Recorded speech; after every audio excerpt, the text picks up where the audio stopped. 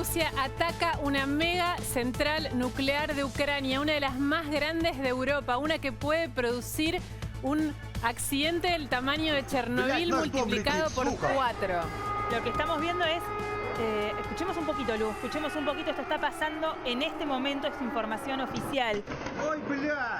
Ah, perdón, Estás viendo imágenes de hace un rato. Ahora vamos a ir derecho a las imágenes de lo que está pasando ahora en vivo. En esta planta nuclear, el canciller de Ucrania tuiteó hace minutos que la armada rusa está disparando desde todos los lados alrededor de la planta. Es una planta que se llama Zaporizhia NPP, la planta nuclear más grande de Europa. El fuego está casi rompiendo y quebrando esa planta nuclear. La información está confirmada, lo decíamos recién por el canciller ucraniano. Esta planta nuclear, la más grande de Europa, que hace pocos días los civiles habían defendido para que los soldados rusos no la atacaran. Hoy lo que se veía, estas son las imágenes, eran disparos de los soldados rusos a los bomberos que intentaban apagar los principios de incendio, insistimos, en la planta nuclear más grande de Europa. Hace momentos nada más habló el director general Rafael Grossi de el IAEA y advirtió que es una situación muy delicada, que puede pasar cualquier cosa, y el Ministerio de Energía de Ucrania afirma que se disparó contra los bomberos mientras intentaban apagar el incendio de esta planta, como decíamos recién, información confirmada entonces por funcionarios de Ucrania. Hoy tenemos un programa con un montón de temas, está pasando de todo, la guerra está pasando en este momento, son las 2 de la mañana, 3 de la mañana en este momento en Ucrania. Acá en Argentina también están pasando cosas determinantes para nuestro país, porque se mandó el acuerdo con el FMI al Congreso. Está Leandro Santoro, vamos a hablar de la guerra y vamos a hablar de eso también con él y con Luis Juez. Y está Nieves Superviuler otra vez con nosotros. Caro Amoroso se va a conectar en cualquier momento. Y en un rato vamos a hablar también con una de las argentinas que es protagonista de una de las historias de la guerra, que se llama Solma Caluso. Te lo vamos a contar, pero mientras arde nada menos que los alrededores de una planta nuclear, la más grande de Europa, está siendo atacada por Rusia en Ucrania. Vamos a hablar con Caro apenas esté conectada, pero Nieves, buenas noches primero. Buenas noches. ¿Cómo estás? Ahí está Caro, se acaba de conectar. Sí, buenas noches, Caro, ¿nos escuchás bien? Bueno, estamos dando esta información de último momento, que es este ataque a la planta nuclear más grande de Europa. Bueno, me imagino que esto es noticia ahí en toda Ucrania. ¿Cómo lo estás recibiendo, pudiendo cubrir vos desde el Lviv? Maru, Lu, a ustedes les digo que por supuesto es impresionante la cantidad de mensajes que estoy recibiendo a esta hora, de fuentes que consultamos diariamente, varias veces al día aquí en Ucrania, y que nos están mandando esta información, por supuesto sumamente preocupados, también a partir de un tuit del ministro de Relaciones Exteriores, donde informa esto que está sucediendo, este ataque a esta planta nuclear, la más grande de Europa. Francamente, la preocupación es máxima a esta hora. Por supuesto, van a estar actualizando la información allí, pero créanme que es muchísima la preocupación, alerta máxima por esta situación que se está viviendo, y los mensajes que aún mientras hablo con ustedes no paran de llegar y que tienen que ver con esta situación que se está viviendo en otra punta del país, pero que sin dudas, tiene a toda Ucrania en vilo, y que por supuesto ha acaparado todas las noticias. Nosotros recién seguíamos en televisión las imágenes que seguramente ustedes están viendo ahora en pantalla. No puedo ver la pantalla de TN, pero entiendo que tienen la imagen en vivo, sucediendo con este ataque a esta planta nuclear, ¿no? Claro, se viene hablando hace 2 o 3 días, hubo muchas alertas, avances sobre esta posibilidad de que Rusia ataque esta planta nuclear. Muchas veces fueron falsas alarmas, ahora es el propio canciller de Ucrania el que lo confirma. ¿Esto hace pensar que realmente Putin está en una escalada nuclear que puede destruir parte de la humanidad? Porque esa planta puede generar accidentes que sean, lo decía recién el canciller en su tuit, 10 veces más graves que Chernobyl. Bueno, Te diría que aquí, a partir de los ataques que se han producido en lugares donde creo que hablábamos hace un rato nada más, Lu, no se esperaban, donde realmente la gente no creía que se podía producir una avanzada sobre la capital y se produjo. Te diría que en los últimos días muchos se preparaban para los peores escenarios, ¿no? Pensando en que las amenazas podían convertirse en una realidad, pero realmente no es sino hasta hoy que estamos siguiendo muy de cerca estas noticias, por supuesto, espeluznantes de lo que está sucediendo en otro lugar del país y que tienen a toda Ucrania en vilo.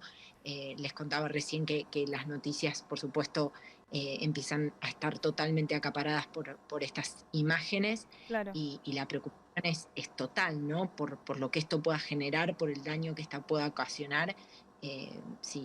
Bueno, esta situación sigue escalando, ¿no? En el propio tuit dice los rusos deben inmediatamente cesar el fuego, ¿no? Caro, mientras te escuchamos queremos compartir con vos y con toda la audiencia las imágenes terribles del momento de la explosión en esta central nuclear que decimos había sido defendida por civiles. Ahora están a los tiros en ese mismo lugar, les están disparando directamente a los bomberos que intentaban sofocar el incendio. Vamos a ver el momento de la explosión. Ahí está. Ahí estás viendo en pantalla. Ahora si corremos el graph se puede ver mejor.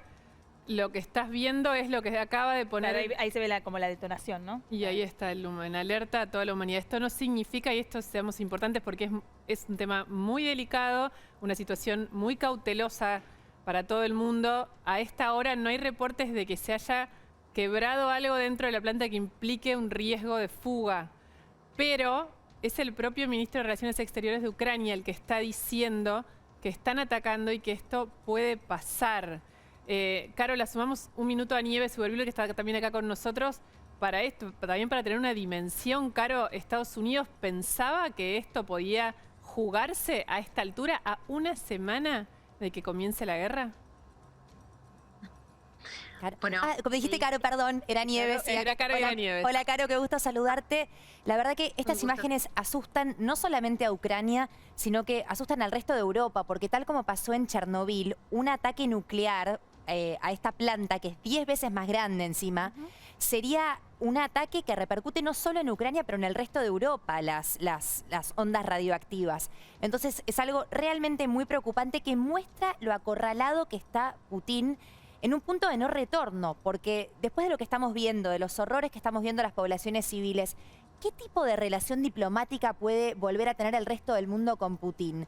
Con una persona que es un criminal de guerra y que está quedando claro.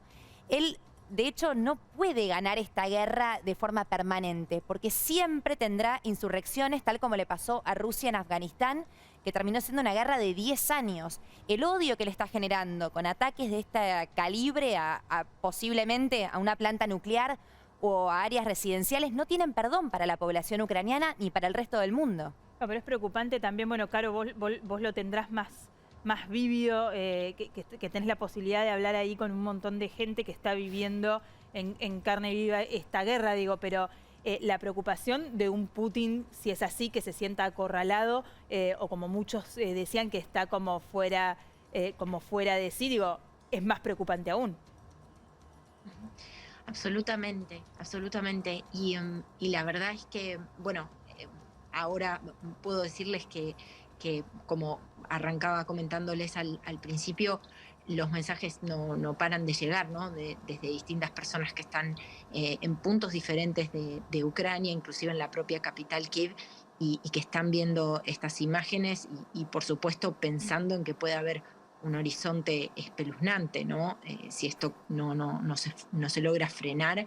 Y bueno, el propio tuit del canciller habla de un pedido expreso de un cese al fuego allí inmediato y también de que puedan pasar las dotaciones de bomberos, ¿no? Perdón que agregue algo, pero hablando de tweets, que ahora tenemos todos el minuto a minuto, ¿no? Otro tema que tuiteó hoy el jefe de la Agencia de Servicios de Inteligencia Exteriores ruso, tuiteó que supuestamente Estados Unidos y Ucrania están fabricando armas nucleares en Ucrania y por eso esta misión específica de Rusia. Entonces, esa es la información que están publicando miembros del gobierno ruso por Twitter. Esta es, por supuesto que es mentira, pero la desinformación que se siembra en la sociedad rusa genera que las nuevas encuestas muestran que un 68% de la población rusa, más allá de los arrestos que vemos, ellos están a favor, el 68%, porque no tienen la información necesaria para poder tener una opinión. No hay libertad de expresión y los últimos 2 medios que quedaban relativamente libres han sido cerrados esta semana en Rusia. Así que la gente no tiene acceso a información. Caro, y la perspectiva un poco macabra. Hoy, Caro, por primera vez saliste al aire durante todo el día en TN contando lo dramático de que viven los seres humanos allá, pero también la expectativa de que se abra un corredor humanitario, de que haya no un poco de paz, pero por lo menos un paréntesis para que la gente salga de Ucrania. Y enseguida, ahora, pocas horas después, estas escenas, ¿dónde crees que puede terminar? Bueno, por lo pronto, ustedes saben que la crisis humanitaria y el éxodo masivo ha ido creciendo con el correr de los días, ¿no? Nosotros es la segunda vez que ingresamos a esta ciudad, después de haber estado en la frontera polaca, y te digo que de un par de días a nuestro reingreso ahora, la situación se agravó muchísimo con los desplazamientos, y hay que ver la perspectiva en las próximas horas, ¿no? De lo que pueda suceder con miles y miles de personas que, por supuesto, empiezan a huir de distintas zonas, entre ellas, por supuesto, zonas aledañas a la planta atacada, ¿no? Porque claramente esta situación agrava todo muchísimo, escala la situación y la gravedad, perdón, del escenario, y claramente va a redundar y va a terminar dando en las próximas horas, te diría, como resultado, y eso es lo que podemos esperar, un éxodo aún más masivo, ¿no?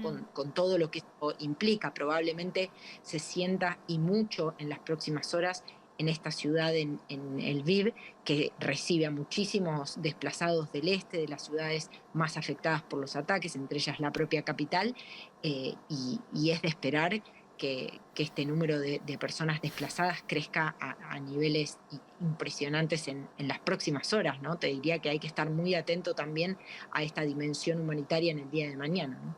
Claro, se viene hablando mucho sobre, y lo venís contando vos y todos los que están cubriendo la guerra allí en Ucrania, sobre esto de la resistencia casi heroica del pueblo ucraniano. Quería preguntarte cómo está hoy, de alguna manera, como la moral ucraniana, el espíritu del pueblo ucraniano y de alguna manera la mirada de la opinión pública respecto de Zelensky, el presidente de Ucrania. Bueno, te diría que por sobre todas las cosas lo que hay es un reconocimiento muy grande a la resistencia. Yo lo decía, han tejido en las comunidades redes de ayuda y de asistencia para brindarles insumos a las tropas, a quienes están en las barricadas defendiendo las ciudades, digamos, en los ingresos a las ciudades, protegiéndolas, a quienes se han unido a las Fuerzas Armadas. Y más que redes de solidaridad, es un sentido de deber profundo, ¿no? Con resistencia, y un sentido de pertenecer también a la resistencia desde el rol que decide asumir cada uno, ¿no? Entonces vemos hombres, mujeres, adolescentes participando de todo tipo de acciones, suspendiendo por completo sus vidas tal como las conocían o redefiniéndolas para formar parte de esa resistencia. Y esto tiene que ver con el sentimiento de reivindicación que muchos de ellos sienten con lo que está haciendo a lo largo de estos días la resistencia por parte de las fuerzas ucranianas. Caro, estando allá, viviendo cada día estas escenas de terror, estando tan inmersa en ese lugar, cuando te dicen que va a haber un corredor humanitario que va efectivamente a facilitarle a la gente salir del país y que deje de morir, porque están muriendo a mansalva, ¿vos crees que efectivamente va a pasar? Hay que ver qué suceda. La verdad es que hay que esperar.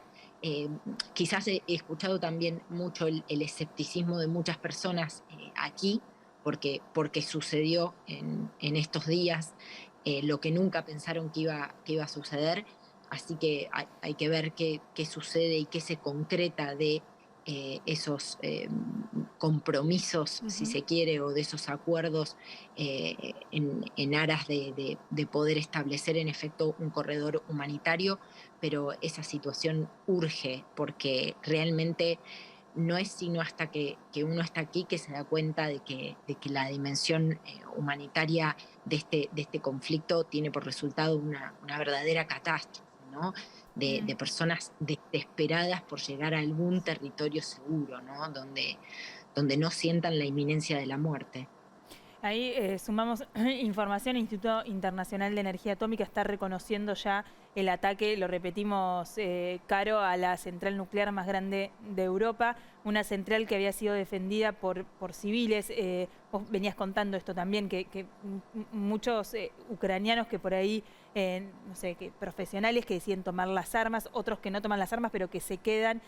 Vimos imágenes de gente frenando tanques en distintos pueblos de Ucrania. Bueno, y ahora lamentablemente esta situación, y que definitivamente, claro, confirma una escalada de violencia por parte del gobierno de Putin. No sé qué impacto tendrá esto mañana. Digo, vos te vas a levantar en unas horas nada más, porque tenemos ahí 3 de la mañana, 3 y 20 de la mañana. Sí, estás súper cansada, Caro, te agradecemos por quedarte un ratito más con nosotras, pero ¿cuál pensás que va a ser? Digo, mañana cuando te levantes, salgas a la calle y hables con la gente, esto va a ser una noticia, ¿cómo pensás que va a impactar? Bueno, hay que ver cómo evoluciona esto en la noche de hoy. Difícil pensar en una noche en la que se pueda descansar algo, ¿no? A partir de esta noticia, pero hay que ver cómo evoluciona. Lo que creo que podemos llegar a ver es una situación absolutamente agravada en términos de la crisis de desplazados. Y hay que ver cuál es también la respuesta del gobierno de Ucrania y también la respuesta de la comunidad internacional. Recién Luciana citaba nada menos que una institución internacional que monitorea todo lo que tiene que ver con la actividad en las plantas nucleares, y realmente es muy, pero muy preocupante esta noticia. Repito, muy difícil pensar en dormir en las próximas horas, y te diría que esto ya se va a sentir en esta ciudad concreta, que recibe a tantísimos desplazados del este, y que entiendo va a mostrar en los próximos días el rostro más crudo, ¿no? de esta crisis humanitaria, de esta crisis de desplazados.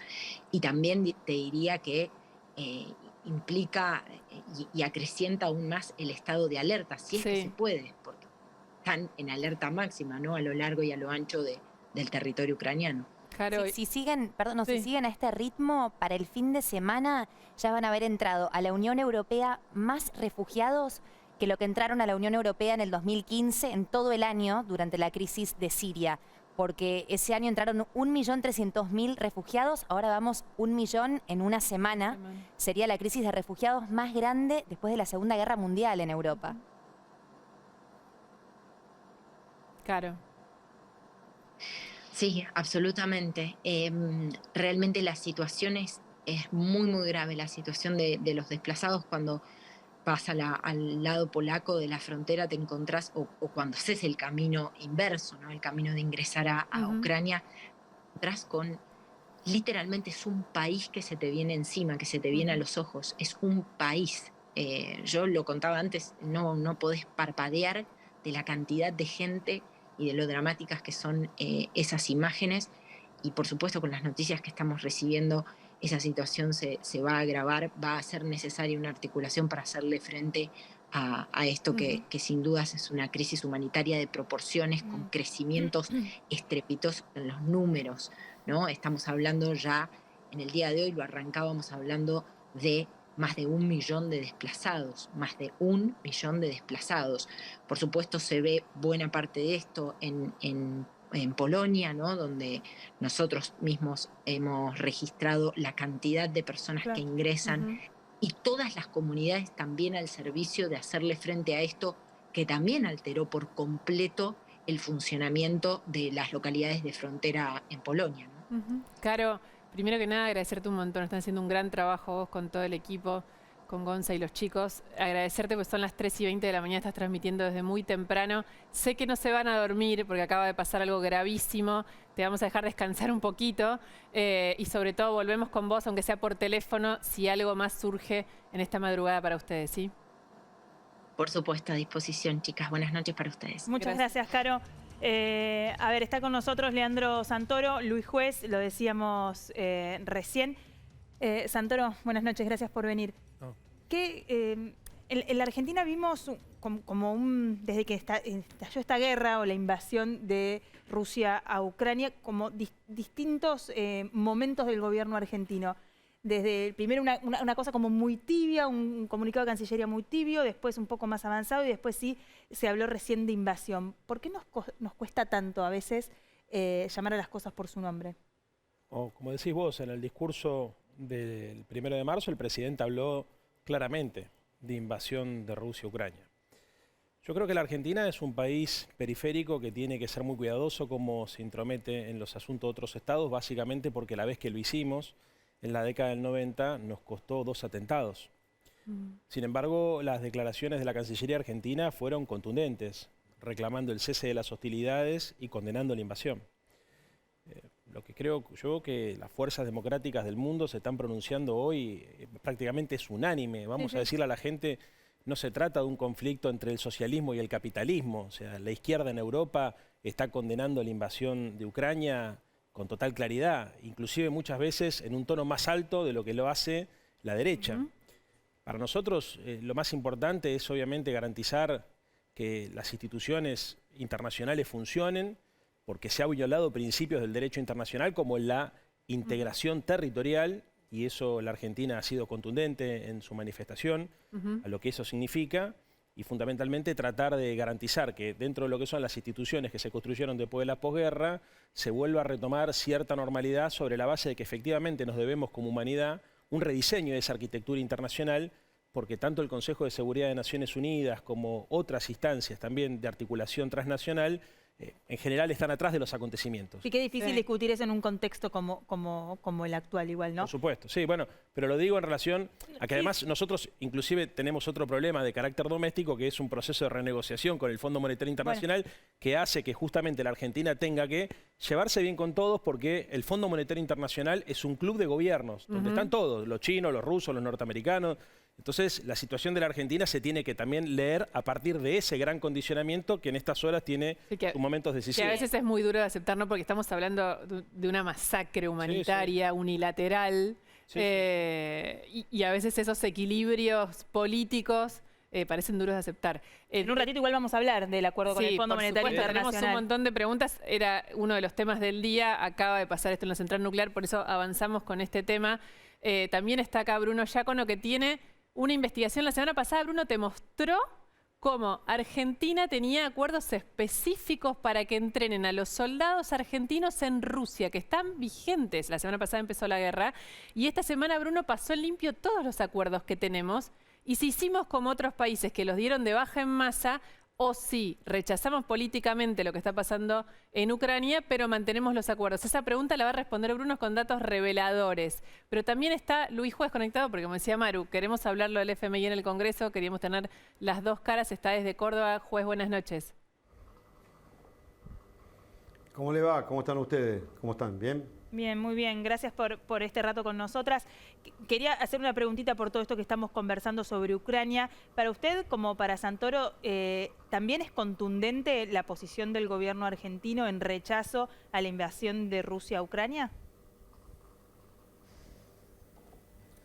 No, yo lo entiendo a Leandro, el equilibrio que él intenta realizar, pero lo que está pasando con el pueblo de Ucrania merece una enérgica condena, ¿no? Sin eufemismo, sin palabras que intenten mediar, sin intentar quedar bien con todo el mundo, sin pretender que como Estado periférico manejemos el lenguaje. Lo que está pasando es típico de un criminal de guerra, hay que condenarlo. Lo que le está pasando al pueblo de Ucrania, mira vos, yo no estoy viviendo la televisión, estoy con una cámara, acá me están filmando en el estudio, pero escucho solamente el relato de ustedes, escuchaba el relato la colega de ustedes de Ucrania y se te pone la piel y se te pone la piel de gallina. O sea, ponete a pensar esa gente. Fíjate el nivel de locura demencial de un criminal de guerra que cree que bombardeando la base, la central nuclear. La usina nuclear más importante de Europa puede obtener un rédito. Eso, yo lo digo con todo respeto, en esto tenemos que animarnos alguna vez, pensemos como pensemos, estemos en el lugar que estemos, nos enrolemos en el lugar que nos enrolemos, estemos en la vereda que la grieta nos ponga, tenemos que ser contundentes. Lo que está pasando en Europa, lo que le está pasando al pueblo ucraniano necesita una condena a gritos del pueblo argentino. Pensemos como pensemos. Clarísimo.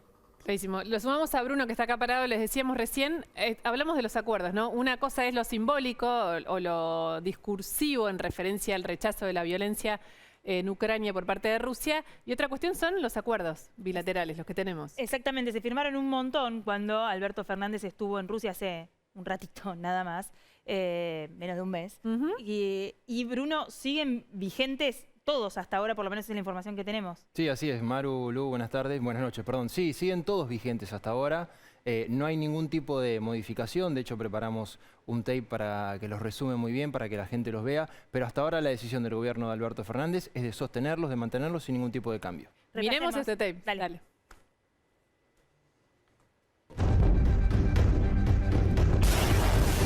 La paz del mundo se altera por la invasión militar de la Federación Rusa sobre Ucrania. Europa se conmueve mientras el fantasma de una guerra vuelve a levantarse. Otra vez, la violencia bélica arrasa vidas humanas. Aunque el gobierno cambió su postura y repudió la invasión de Rusia a Ucrania, en los hechos la Casa Rosada mantiene vigentes todos los convenios firmados con Vladimir Putin. Acuerdos que van desde intercambios militares a lanzamiento de naves al espacio. Los convenios se van a mantener. Tendrá que ver de qué manera maniobrar para seguir con lo poco que puede venderle a Rusia sin tratar de ofender, si se quiere, políticamente. En otras partes del mundo no pasa lo mismo. Los Estados Unidos y la Unión Europea cerraron sus espacios aéreos a todos los vuelos rusos como una forma de aislar a Putin. Pero el gobierno de Alberto Fernández solo suspendió, y de forma momentánea, el acuerdo entre Aerolíneas Argentinas y la empresa rusa Aeroflot. Además, muchos otros países impusieron sanciones económicas para Rusia, pero la Argentina no. El problema para nuestro país es tratar de no dar señales equívocas, porque cuando se habla de defender la soberanía y cuando se habla de los alineamientos estratégicos que tienen los países para decidir, es simplemente no equivocarse y obrar de manera pragmática. Con Rusia se están llevando adelante una cantidad de acuerdos y todos esos acuerdos siguen vigentes en una situación muy particular que no afecta solamente a la relación de Argentina y Rusia, sino que afecta al mundo en su conjunto. Los acuerdos con Rusia son diversos. El canal Russia Today continuará en la grilla de la televisión digital argentina y por ahora no se frenó la adjudicación de 70 trenes eléctricos a la empresa rusa TMH para las líneas San Martín, Sarmiento y Roca. Como si esto fuese poco, en el sur científicos argentinos de la CONAE y sus pares rusos seguirán observando al planeta Venus desde la estación espacial china que tantas sospechas despierta en Neuquén. Tampoco se modificará el convenio sobre vuelos espaciales tripulados y lanzamiento de naves al espacio, que entró en vigencia en diciembre de 2020. Pero el más polémico de todos es el acuerdo de cooperación militar que permite que efectivos argentinos se entrenen en Rusia. Ninguno de estos convenios sufrirá modificaciones.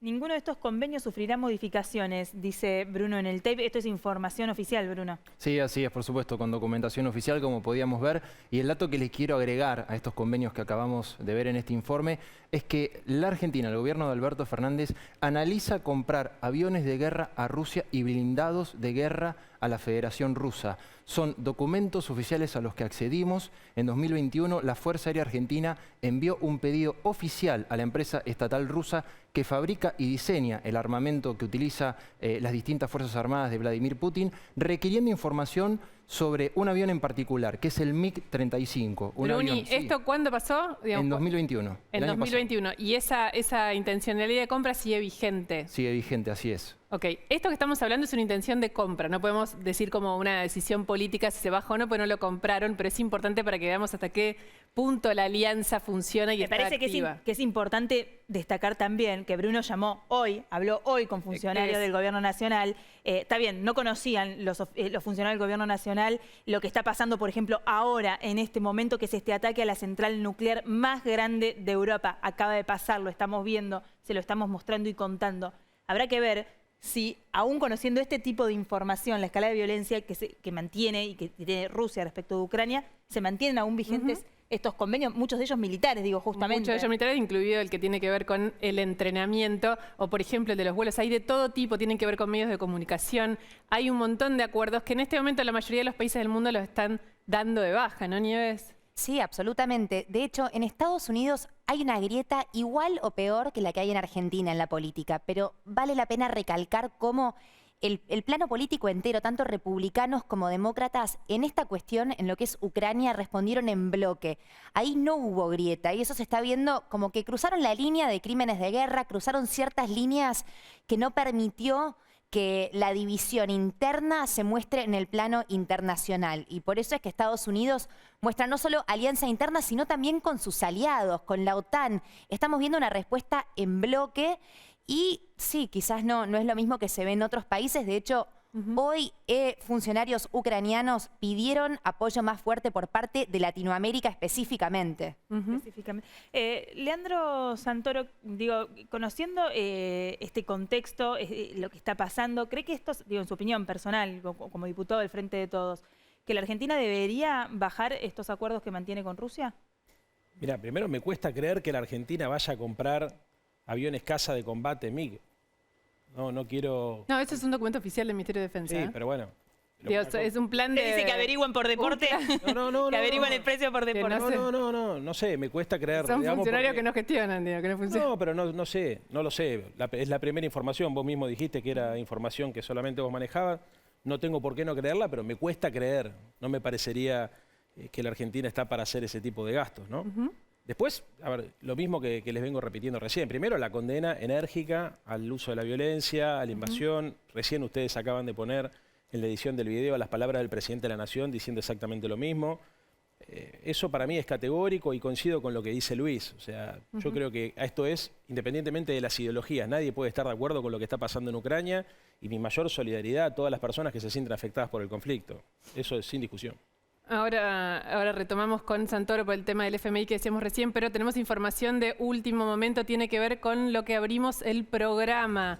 Te decíamos cuando empezó Verdad Consecuencia que hay un riesgo altísimo en Ucrania en este momento porque hay disparos y fuego en la central nuclear más grande de Europa, lo que parece ser el botín de guerra o la amenaza más grande en el medio de este conflicto que ya generó que 1 millón de personas huyan de Ucrania y muchas más se estén preparando para hacerlo.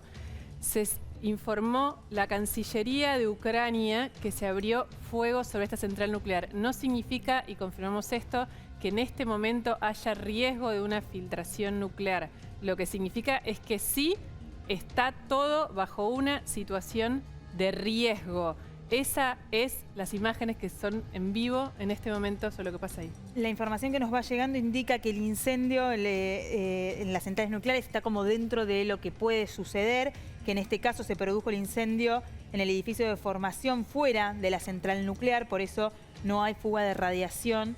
Toda esa información que llega de fuentes oficiales, pero lo que sí podemos confirmar es que fuera de la central nuclear se mantiene una batalla de las unidades que impidieron que se extinguiera, o sea, que siguieran trabajando los bomberos, digamos, que trataban de extinguir el fuego, ¿no? Bueno, estamos bien, ahí se ven las imágenes, ustedes están viendo claramente los fuego cruzado, ¿no? Están literalmente jugando con fuego. De hecho, un accidente nuclear de este calibre, peor que Chernobyl, de ocurrir, afectaría no solo a Ucrania, sino toda Europa por muchos años encima. Es algo que realmente preocupa al resto del continente.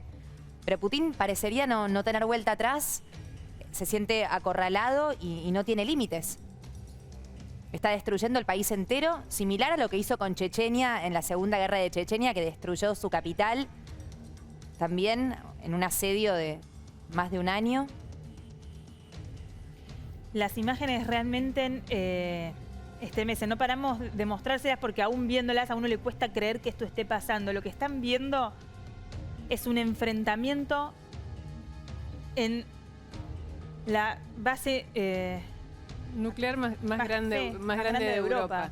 Y en el propio tuit del canciller lo que decía es que esto, si llegara a suceder, en el caso de Chernobyl fue un accidente, pero el tamaño de lo que sucedió ahí, si acá sucediera algo similar, implicaría algo 10 veces más grande. El mundo está en vilo por lo que está pasando ahí. En un ratito vamos a hablar, es una historia, si querés, lateral a lo que te estamos diciendo de ahora, de pasar sucediendo en vivo, pero con Sol Macaluz, es una periodista argentina, tiene apenas 26 años y es una de las protagonistas.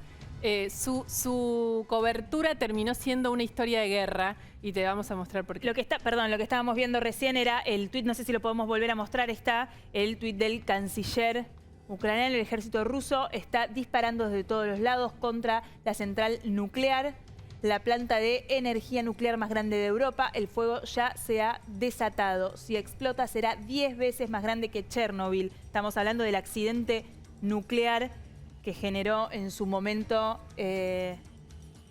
una crisis impresionante en Europa. La semana pasada charlábamos con Nelson acá cuando él estuvo en Chernobyl y digo que quedó desierto, ¿no? Nadie puede vivir allí. Que todavía tiene zona de exclusión y todavía es un problema dramático para la humanidad y tiene muchísimas marcas que quedarán por muchísimos años Fue una más. de las causas de la caída de la Unión Soviética, de hecho, por el mal manejo de todo ese accidente, que quedó en evidencia. El funcionamiento de la central que era en Bielorrusia, ¿no? Justamente el lugar desde donde empezó a ingresar Putin con sus tropas y el gobierno, que también es un país autónomo, sin embargo muy en colaboración con Rusia, dispuso su país al servicio de Putin para empezar esta invasión a Ucrania. Te lo decíamos antes, es un día difícil, están pasando cosas en Europa, todos queremos saber sobre la guerra, acá en Argentina están pasando cosas, esas cosas son muy importantes y van a definir nuestro futuro, básicamente el futuro de todos nosotros los argentinos. Esto es, el gobierno finalmente lo demoró, lo anunció, llegó, ahora, hasta ahora, todavía no sé si entró, no, te lo dentro digo, de una hora, dentro de un ratito, va a entrar el acuerdo.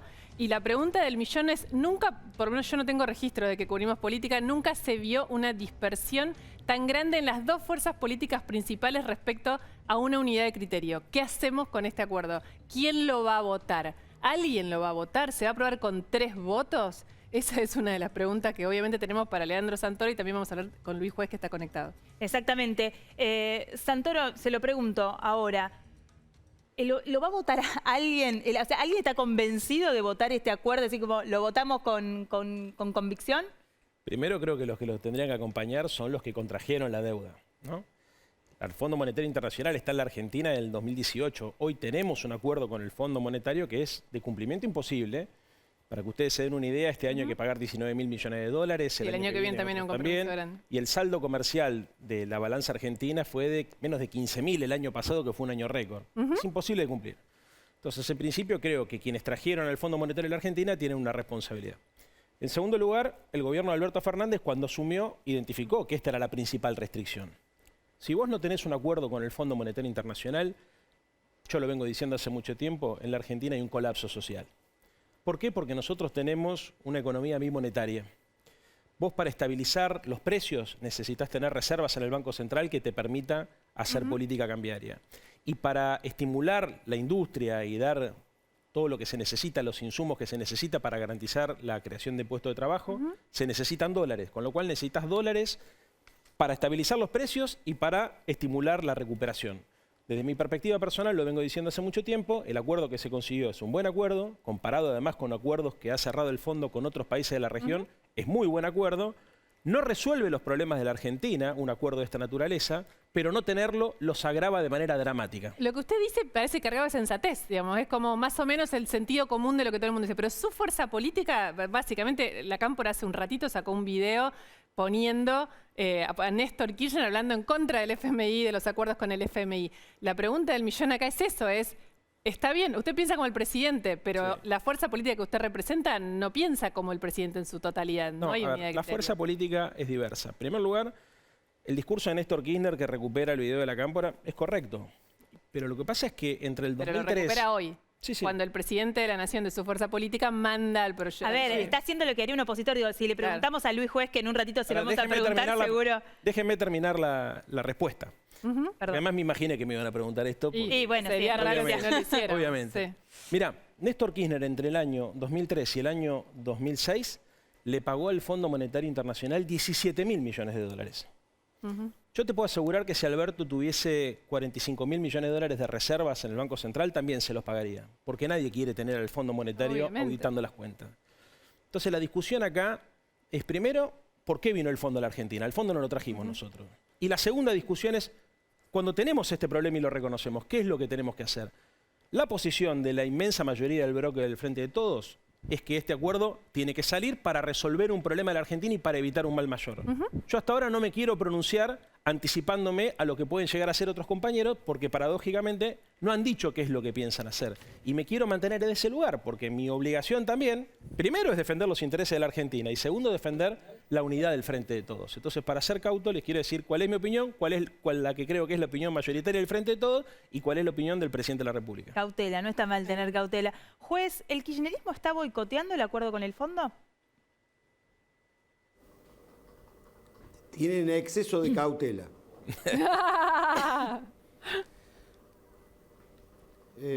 Imagínate, si Leandro, que debe ser uno de los dirigentes, por lo menos de los que más respeto del Frente de Todos, tiene semejante nivel de cautela y prudencia, es un tema delicado. O sea, es un tema complejo, es un tema que nos obliga a estudiar, a mirar no solamente la letra chica, sino también las consecuencias. Es un acuerdo que nos está llegando en estos momentos. Ni nos consultaron, podríamos haber opinado. Un tema delicado, por supuesto. Coincido en parte del diagnóstico. Nos podrían haber consultado sabiendo que el tema era complejo y delicado para que pudiéramos opinar. No sucedió nada de esto, así que si el oficialismo tiene cautela en acompañar un proyecto del presidente, te imaginas nosotros desde la oposición. Así que tenemos cautela. Sí, pero lo que está... ¿Pero lo van a votar? ¿Lo van a votar o no? Tenemos mucha cautela. Les voy a pedir algo, les pido disculpas a los dos. La idea era hablar largo de esto. Sí. Está pasando la guerra y por esa razón hubo situaciones de último momento que nos impiden ir más a fondo. Vamos a proponer algo que le decimos ping-pong, que es por sí o por no. Les vamos a preguntar algunas a los dos y otras... No llegamos, me parece. No llegamos. Dos preguntas a los dos. Cuando se vote el acuerdo con el FMI, ¿hay que tener, Santoro, coraje o responsabilidad? Las dos cosas. ¿Juez? Las dos cosas, claro que sí. Me llevo bien con Juez. Bueno, les agradecemos muchísimo a Un saludo a Luis, Ahí está. Teníamos un gran... Nos querían hacer pelear, pero... No, todo lo contrario. Teníamos una gran... Acá juego, siempre abogamos por la paz, en verdad, consecuencia. Ojalá esta cordialidad, este diálogo se traduzca en el Congreso. Y claro, tiene razón acá Sol, la producción. De la producción, vuelvan, los vamos a citar a los dos. Sí, porque teníamos un hermoso programa para ustedes. Hacer con ustedes. Muchas gracias. Gracias. Un abrazo, suerte, hasta luego. Gracias, Santoro. Lo que les prometíamos más temprano, Sol Macaluz es periodista, es argentina, tiene 26 años, se fue a Madrid hace algunos pocos años con su familia y hace más de un mes que está en Ucrania cubriendo esta guerra y por esas cosas que tiene el periodismo y el mundo de las noticias, terminó ella misma convertida en historia de la guerra a partir de este video viral. Vamos a hablar con ella ahora. Miren este video y conversamos con Sol. Creo que nadie está preparado, la verdad. Esta gente la conozco hace más de un mes. Hemos compartido todo el día de información y perdón. Y es muy duro que se tengan que quedar a defender a su país, dejar a su familia y que venga alguien y te diga, por favor, llévate a mi hija y hazte cargo de ella, que no le falte nada. ¿Qué le vas a decir? No hay palabras. Sol, ¿y qué vas a hacer? ¿Te vas a llevar a la niña? Claro, en mi familia ahora, en mi hermana. ¿Y sabes qué vas a hacer con ella? Entiendo que saldréis por Polonia, tienes un plan. ¿Sabes cuándo vas a poder volver a reencontrarte con los papás de esa niña? No, no lo tenemos claro y esa es justamente la parte más dura, que uno se compromete pero no sabe hasta cuándo. Yo hablé con mi familia y también con nuestro equipo de trabajo en Madrid. El tiempo que haga falta y lo que haga falta. Nosotros ahora somos una familia numerosa y grandiosa, de personas increíbles, así que lo que haga falta. Hola Sol, buenas noches, bienvenida a Verdad Consecuencia. Hola chicas, ¿cómo están? Un gusto saludarlas. Muy bien. Bueno, estás en una ciudad en el occidente de Ucrania, estás cubriendo la guerra, Sol, desde que comenzó este conflicto. Y tu historia se convirtió en una historia que conocimos todos a través de las redes sociales, historia viral. Es este video que acabamos de compartir de tu decisión de ayudar a tu compañero a sacar a su hija de Ucrania. Sí, no pensé jamás que iba a tener tanta repercusión, pero me alegra que se haya conocido porque la historia de él representa otras miles de historias similares en el país del éxodo masivo que está habiendo por la agresión rusa que hay en estos momentos. Es que solo una de las particularidades es que fuiste como periodista a cubrir una guerra y tu propia vida y tu propia experiencia se convirtió en una historia de guerra. Contanos, hay un montón de gente que todavía no lo tiene claro, que te vio, que sabe, que te ves muy chica, digamos, en un punto para lo que estás viviendo. Contanos qué pasó, digamos, dónde está la hija de tu fixer, tu productora ahora, y cómo fue sacarla a Ucrania. Bueno, en primer lugar me siento súper afortunada de haber podido colaborar con esa historia y aportar un poquito, un granito de arena, ¿no? La hija de mi fixer, de mi productor, está en Barcelona con Martina, con una compañera de trabajo, y hoy se ha reunido también en Barcelona con la familia de mi camarógrafo Stefan, que también es ucraniano y que viajaron hoy también para allá, a los que muy amablemente un pianista muy reconocido, James Rhodes, se contactó conmigo por las redes sociales y se ofreció a pagar los 5 pasajes de la familia de Stefan, así que hoy fue otro día de colaborar y de sentirnos parte de otra historia que tiene un final feliz por ahora. Es la verdad que traernos una buena noticia desde un lugar tan terrible como el que vos estás, en algún punto nos fortalece, ¿no? ¿Te imaginaste alguna vez que te iba a tocar esta experiencia, que te iba a tocar cubrir una guerra? No, sí es verdad que siempre me había llamado la atención, a lo mejor como a la mayoría de los periodistas, ¿no? Siempre creo que nos preguntamos cómo será cubrir una guerra. Yo mi trabajo final de licenciatura en periodismo lo hice sobre terrorismo, siempre tuve como un poco así de interés por el tema, pero nunca pensé que se iba a dar a la práctica. De hecho, empecé a ejercer, yo me recibí hace 2 años en Buenos Aires, y mi profesión me fue llevando por otro lado y no tenía pinta de que termine así en este momento que estoy viviendo ahora, pero bueno, la oportunidad llegó en enero, sin dudarlo dije que sí, y obviamente es muy distinto lo que uno imagina, lo que uno planea, la teoría que uno tiene a cuando efectivamente sucede y estás metida en una guerra, además con nada más ni nada menos que uno de los ejércitos más poderosos del mundo.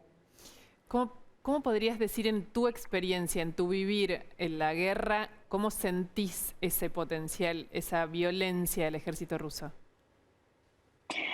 Mira, yo estoy absorbida acá por el sentimiento ucraniano y estoy asombrada con la resistencia y el patriotismo que están demostrando la humanidad, la solidaridad, como que hasta te diría que me conmueve tanto que semejante ejército queda pequeñito, ¿no? Eso es lo que siento en mi corazón.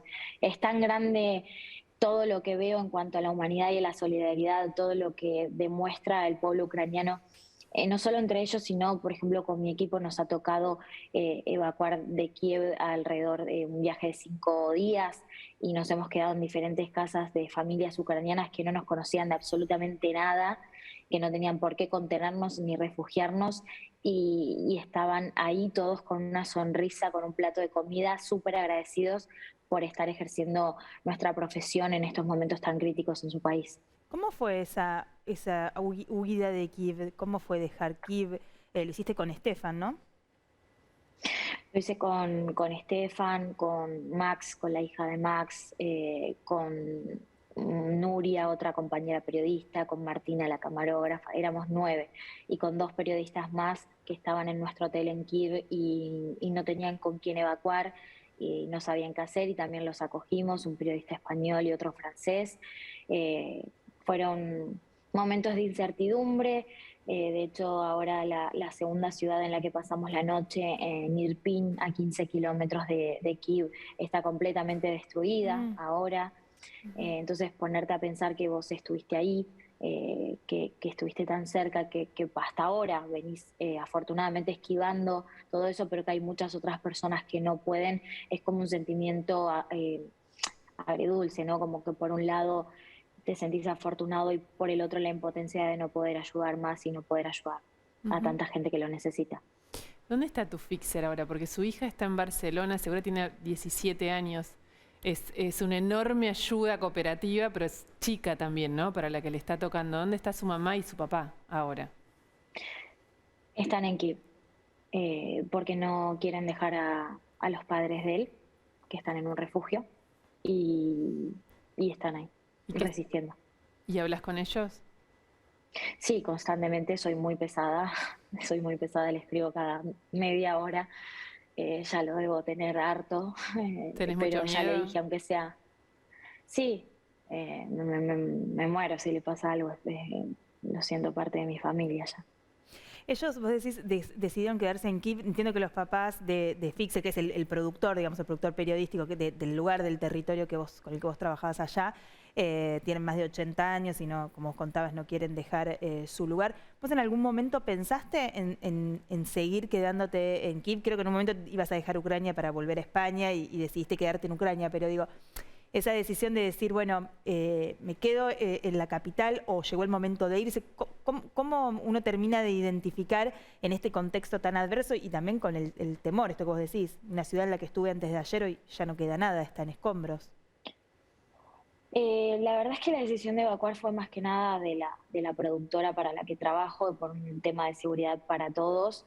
Y creo que a pesar de que mis padres todavía, por supuesto, no están tranquilos, sí que están un poco más contenidos o respiran un poquito más. ¿Tus papás, perdón, están acá en Argentina? Están en Madrid, nosotros vivimos en ¿vivís con España. ellos allá? Ok. Sí, y respiran dentro del contexto y lo que cabe un poquito más tranquilos sabiendo que estoy en Leópolis y que todavía acá no ha sucedido nada, a pesar de que, por ejemplo, cada vez suenan las alarmas antiaéreas más seguido y a pesar de que tengo un chaleco antibalas acá al lado mío que se ha convertido en un elemento de la cotidianidad. ¿Sí? ¿Ya para vos es algo cotidiano? O, no sé, yo te escucho y pienso que uno nunca se acostumbra a dormir al lado de un chaleco antibalas. Sí, yo ya lo veo como parte del elemento de trabajo. Sabemos que cada vez que suenan las sirenas hay que ir al refugio, pero en caso de no poder hay que vestir el chaleco, el casco, por supuesto para preservar la seguridad en caso de lo que pudiera pasar. Sol, ¿cuándo crees que va a terminar tu tarea ahí?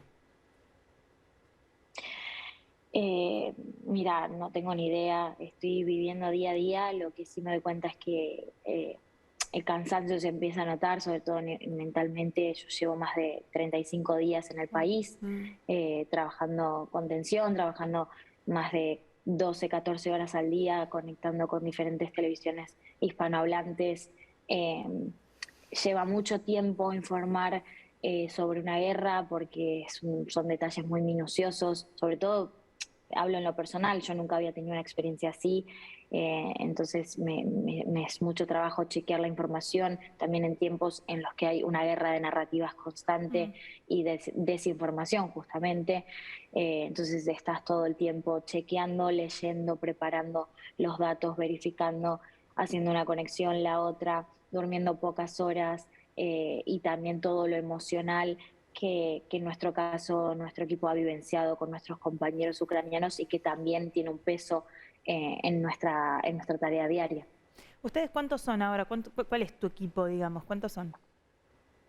Ahora, el día de hoy, llegaron refuerzos y somos como 10 personas en total. Somos 3 equipos de trabajos, digamos, 3 periodistas, más los camarógrafos y los productores.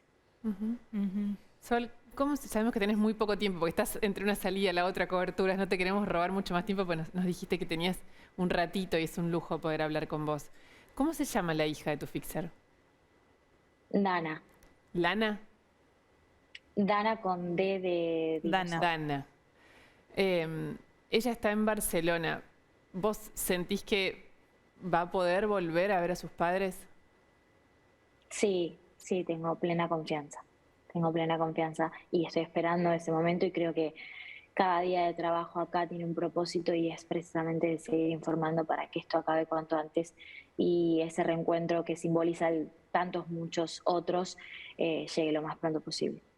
Sol, te agradecemos un montón, pero antes quiero que nos cuentes, porque vos compartiste en tus redes sociales, creo que es un mensaje de tu papá, supongo, se entendía que es en un chat familiar, donde él de alguna manera pedía disculpas y hablaba de la libertad con la que supongo que vos y tus hermanas habían sido criadas y demás, y estamos hablando de la historia de Dana, además, donde su papá decide garantizarle un futuro posible, aún con todos los temores que me imagino que tendrá, mandándola a España sin conocer el contexto, y al mismo tiempo el decidirse quedarse para cuidar a sus propios padres. Digo, hay un montón de cosas personales acá, y en esto te toca a vos también tu propia historia, donde tu papá de alguna manera, con muchísimo miedo me imagino, pero te banca y te dice, las criamos en libertad.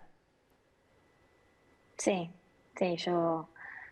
Me van a hacer emocionar, lo consiguieron, pero yo soy todo lo que soy y cuando la gente habla de mi empatía o de la solidaridad o de estas cosas que se han hecho virales que fueron sin querer, porque no es más que lo que me salió genuinamente al ejercer mi trabajo en un contexto así por primera vez, todo eso lo palpé y lo palpo de primera mano con mis padres, que son seres humanos increíbles y que aprendí que para ser un buen profesional primero hay que ser buena persona, porque una cosa sin la otra no son compatibles.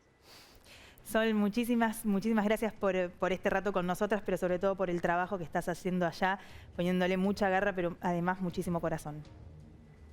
Muchas gracias, chicas, un placer y también las admiro en lo periodístico, así que me encantó estar acá con ustedes. Muchísimas gracias.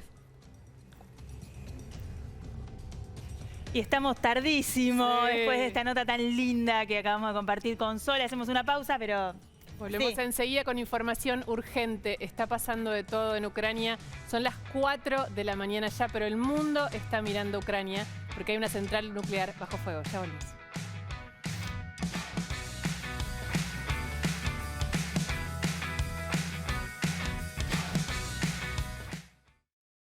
Todos sabemos lo que representa para la logística de una empresa una flota moderna de vehículos.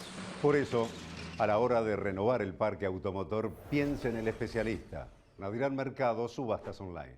En Santander, nuestra misión es contribuir al progreso de las personas y de las empresas. Ingresá a santander.com.ar y conoce nuestras acciones de banca responsable. Queremos ayudarte.